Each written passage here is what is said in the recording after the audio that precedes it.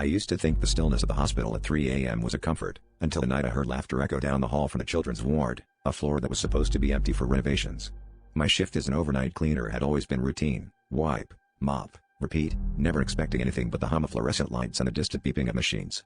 But that night, the laughter was sharp and playful, the kind that makes your skin prickle because it doesn't belong. I told myself it was just my imagination, but as I passed the double doors to pediatrics, I froze. Dozens of tiny handprints covered the glass from the inside, like children were pressing against it, begging to be let out. I pressed my ear to the door, heart hammering, and heard faint whispers, sing-song voices that danced between languages, none I recognized. My radio crackled to life with static, and for a split second, I swore I heard a child's voice whisper, "Come play with us."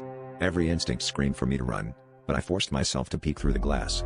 Empty cribs, abandoned toys, and a mural of smiling animals greeted me, but the handprints remained, fresh and glistening as if someone had just pressed against the glass seconds before. I backed away, but the laughter grew louder, echoing through the vents above. As I hurried down the corridor, the overhead lights flickered, and the air grew icy. My cleaning cart rolled to a stop on its own, and when I glanced down, a small, crumpled hospital bracelet lay on the floor, one I hadn't seen before.